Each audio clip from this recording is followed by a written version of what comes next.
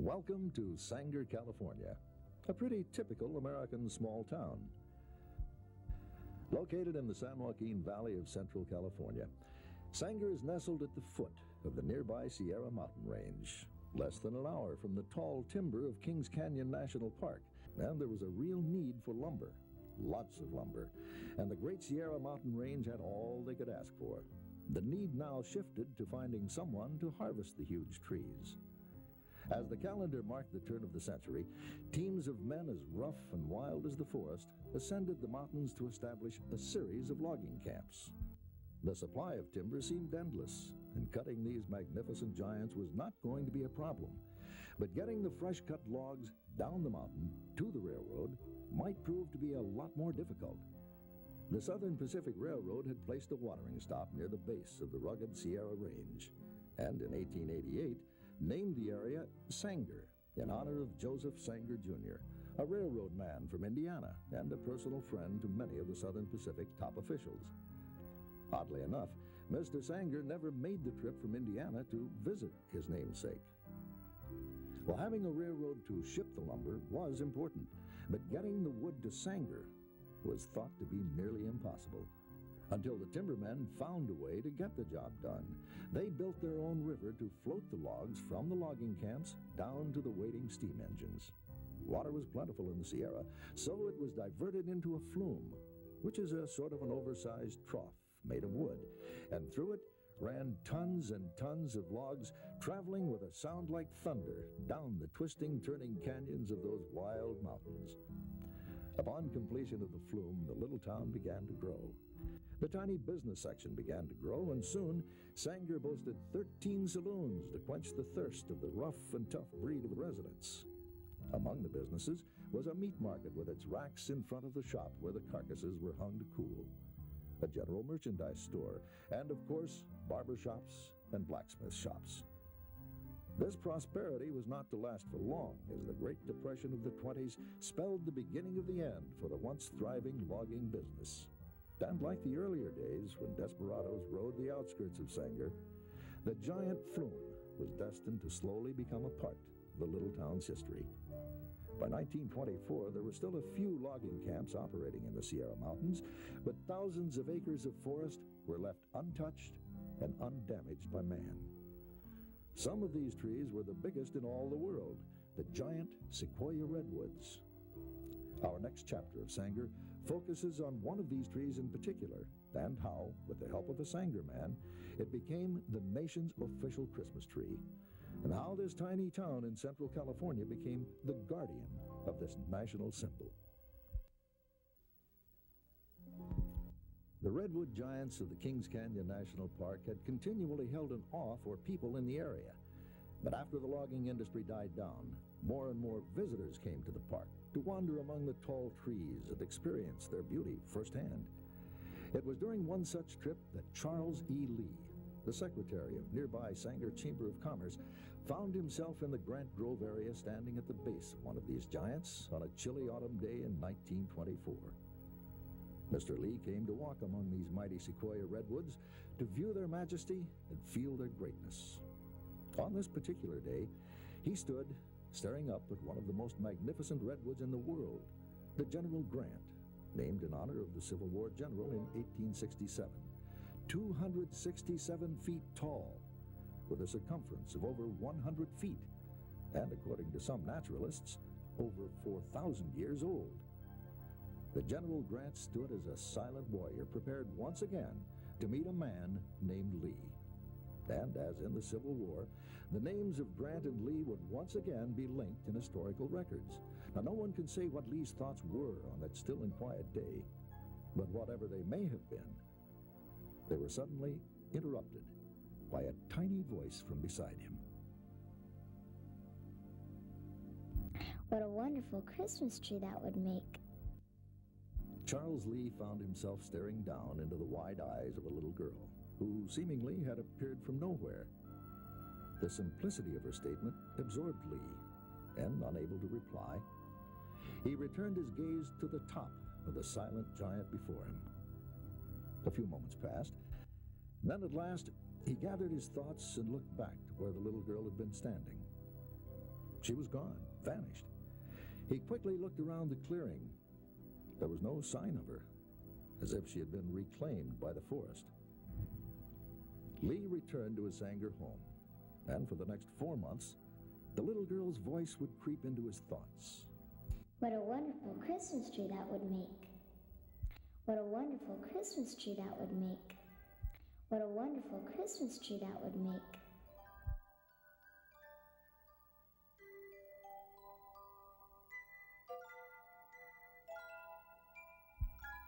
On one particular evening, in his study in 1925, Charles Lee did something that would bring him and the city of Sanger a place in the history of the United States.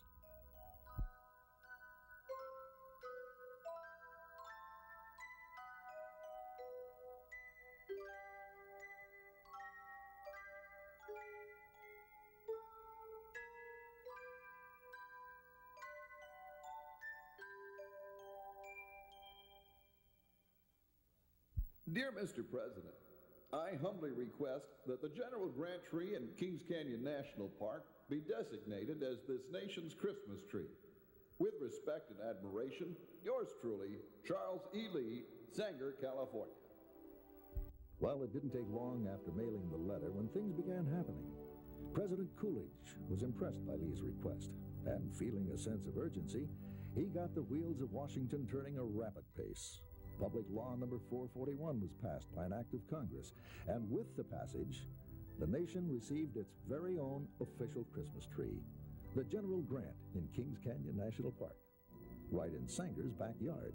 Yes, sir, that little girl sure was right. It sure does make a wonderful Christmas tree. And even though in more recent years, thousands of visitors from all over the world have visited the tree, only Lee and a few friends drove up the mountain road from the valley floor and made their way to the tree in the Christmas of 1926 to honor the newly designated national symbol. The ceremony was brief and simple. They laid some California wildflowers at the base of the tree and said a prayer. As word of the official Christmas tree spread, more visitors came each year to pay homage to this natural treasure. In those early years, they came in automobiles hardly suited for the rough trip up the mountainside, but somehow they found a way to make the trip. Everyone from celebrities to plain folks made the trek every December. And as the impact of visitors became evident, only one day each December was chosen to be the official trek to the tree. And that day was the second Sunday of December. And since it was the secretary of the Sanger Chamber of Commerce who originated and instigated the naming of the General Grant as the nation's Christmas tree, the Sanger District Chamber of Commerce was given the honor of hosting the trek each year. Visitors from around the globe come to the tree to experience the peace on earth and goodwill toward men's spirit that prevails in Grant Grove.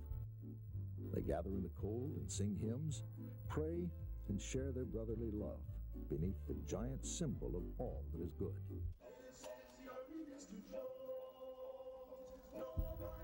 An additional honor was bestowed on the General Grant tree in 1956, when it was proclaimed a national shrine to honor the nation's war dead by then-President Dwight D. Eisenhower. The official dedication was made on Veterans Day, November 11th of 1956, by the President's personal representative, Fleet Admiral Chester Nimitz. This tree is a living memorial to those men and women of the armed forces who, since the beginning of this country, have made the supreme sacrifice. Each year during the ceremony, National Park Rangers place a large memorial wreath at the base of the Grant tree in memory of those men and women who gave their life.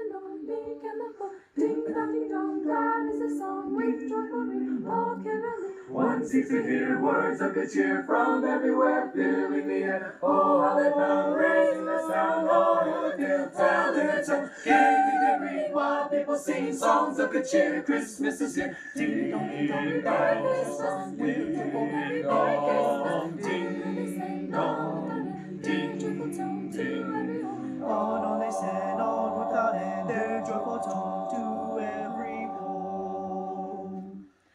Ding dong, ding dong.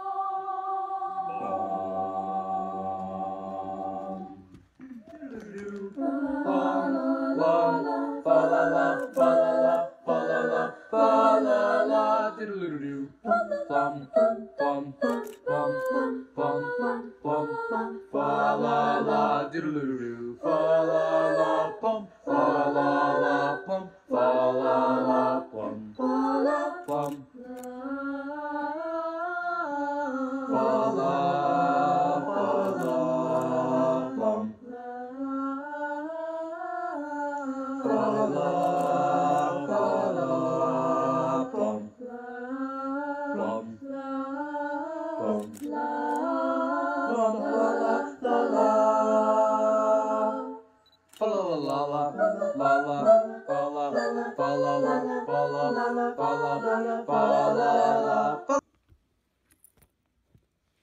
Coming to do our flag salute will be Fire Chief Greg Carrasco, Sanger Fire Department, Hospital Corpsman 3rd Class United States Navy veteran, accompanied by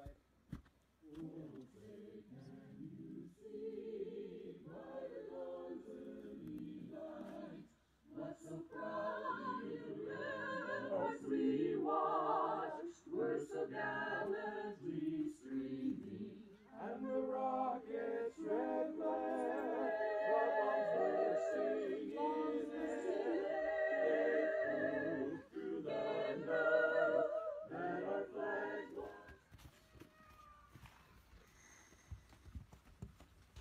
How many people here is their first time to this event? Wow, that's not a big group. How many veterans do we have here today? Beautiful. I'm a veteran myself. I spent 22 years in the United States Air Force and I retired. But as you know, this is the nation's Christmas tree, and we are the nation's Christmas tree city.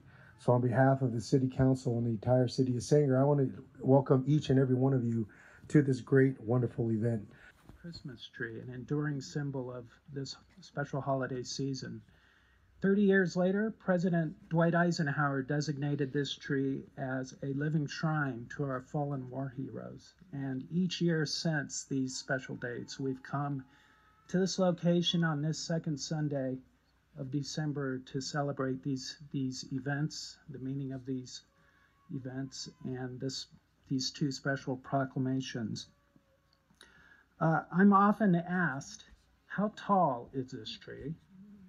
And I'm often asked, how old is it? So I'm going to answer these questions. You've probably already read your cheat sheet on this, but the tree is 267 feet tall. So if you can imagine hopping on an elevator and going up 25 floors and looking out the window, that's the view that you would see from the top of this tree.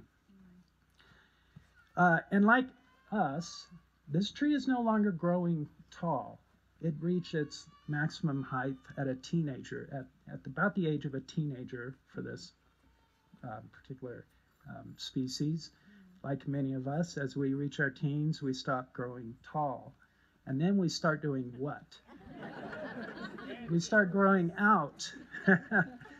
We start adding girth, and each year this tree puts on another layer of wood and continues to grow wide, and at the moment it's 30 feet in diameter and growing. So I always try to liken the dimension and scale of something this big to the human scale. The season is a cherished time to come together with friends, family, and loved ones to reflect on the blessings we share as citizens of this great nation. The gifts of freedom, peace, prosperity have been passed from one generation of Americans to the next. And it's through special gatherings like this one that we continue to honor the brave heroes who sacrificed so much for our liberty.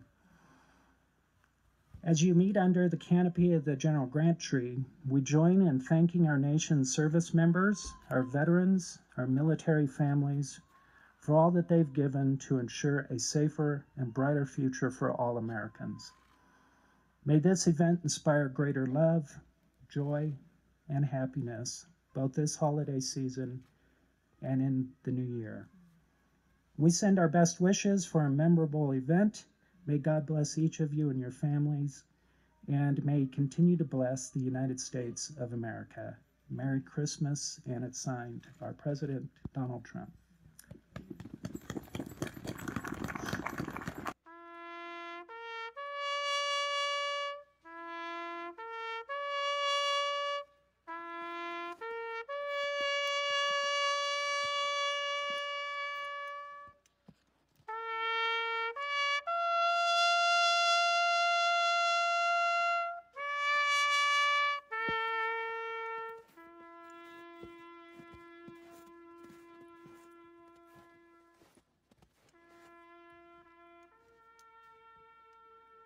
As I look upon these trees, it is not lost on me that quite possibly a few of them were sprouting when Christ was born. Nearly 2,000 years later, these trees stand together as a testament to endurance, just as our county, state, and nation stands together in recognition of the sacrifices so many gave in furtherance of liberty and freedom. So what does the nation's Christmas tree represent? In 2004, Pope John Paul called the Christmas tree a symbol of Christ. This very ancient custom, he said, exalts the value of life. As in winter, what is evergreen becomes a sign of undying life. And it reminds Christians of the tree of life, of Genesis 2:9, an image of Christ, the supreme gift of God to humanity. Our country is founded on God, and God never changes. His love never fails. Our country's guiding principles, too, should never change. Our liberties and how they work together require a citizenry devoted to keeping them in order. So the founders understood that freedom and religion went hand in hand, that freedom must have religion and religion must have freedom. One without the other was, in fact, neither.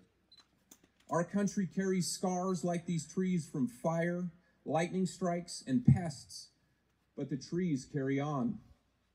This Christmas season, I hope that you all will pause for a moment and remember the birth and death of Christ was necessary for any who desire to spend eternity with a perfect, loving God. The sacrifices of soldiers was necessary to create, perpetuate, and preserve our country. It is our responsibility to never forget the value of the freedoms and liberties we enjoy. They were created and are preserved at great cost. President John F. Kennedy once said, "The cost of freedom is always high, but as Americans, we have always paid it. And one path we shall never choose, and that is the path of surrender or submission." We may not have the impact of Abraham Lincoln or be as impressive as a 2,000-year-old tree, but I know that when our community is working together, we have an opportunity to change the world for the better. Thank you, and Merry Christmas.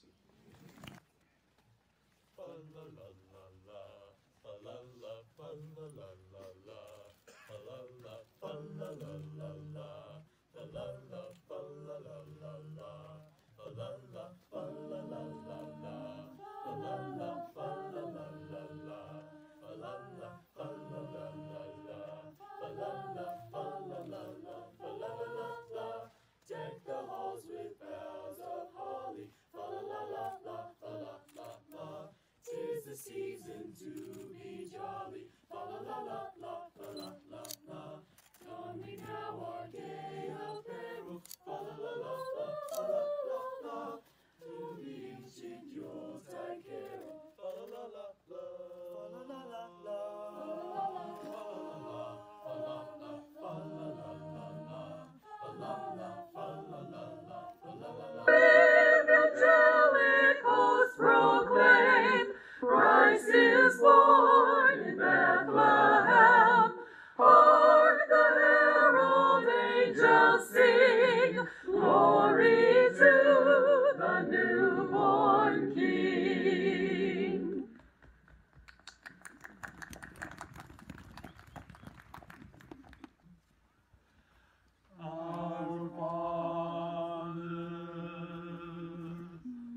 which art in heaven, hallowed be thy name. Thy kingdom come, thy will be done on earth as it is in heaven.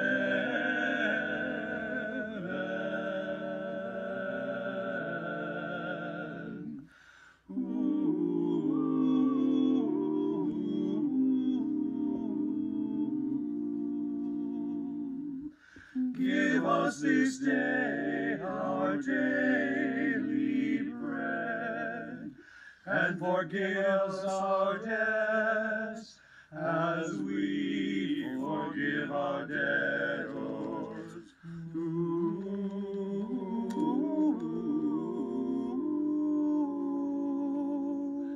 And lead us not into temptation, but deliver us from evil. For thine is the kingdom,